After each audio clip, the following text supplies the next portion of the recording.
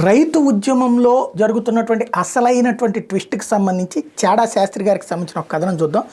రైతు సంఘాలతో 3 విడతల చర్చల్లో అనుకున్న అంశాలు 4వ విడత చర్చల్లో ప్రభుత్వం ఒప్పుకున్న రైతు సంఘాలు ఒప్పుకోకపోవడం కేంద్ర ప్రభుత్వానికి ఆశ్చర్యం కలిగించింది.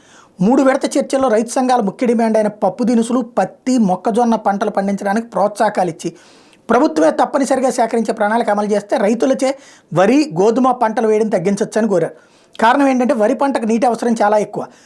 దానివల్ల పంజాబ్లో భూగర్భ జలాలు అడుగంటిపోయాయి.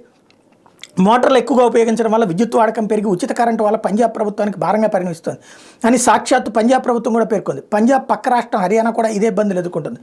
ఓ పక్క ఒక్క వరి మరియు గోధుమలకు మద్దతు ధరలు ఉన్నందువల్ల పంజాబ్, హర్యానా రైతులు ఇతర పంటలు వేయడానికి మొగ్గు చూపట్లేదని రైతు సంఘాల నాయకులు చర్చలు అభిప్రాయపడ్డారు. అంతేకాక ప్రభుత్వం పప్పు దినుసులు సేకరించడం లేదు కాబట్టి రైతులు ఆ పంటలు వేయడం లేదు. అందువల్ల దేశంలో వాటి కొరత ఏర్పడి విదేశాల నుండి వాటిని దిగుమతి చేసుకోవాల్సిన అవసరం పడుతుందని అభిప్రాయం వ్యక్తం చేశారు. ఈ సూచనలు విన్న ప్రభుత్వం పంట మార్పిడి చేసే రైతుల దగ్గర నుండి ఎర్ర కందిపప్పు, మినప్పప్పు అనే 3 పప్పు దినుసుల పంటలకి, పత్తి మరియు మొక్కజొన్న పంటలకు మద్దతు ధర ప్రకారం 5 సంవత్సరాల వరకు గ్యారంటీగా ఆ పంటలు ఆ రైతుల నుండి సేకరిస్తామనే హామీతో చర్చలకు వచ్చారు.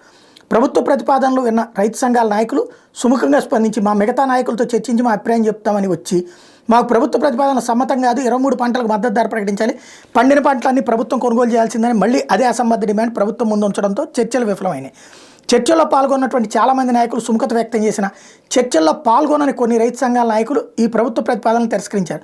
ముఖ్యంగా గతసారి 13 నెలలు ఆందోళన నిర్వహించిన సంయుక్త కిసాన్ మోర్చా నాయకుడు ధర్మన్ పాల్ ఈ ప్రతిపాదనలు పూర్తిగా తిరస్కరించినట్టు తెలుస్తోంది.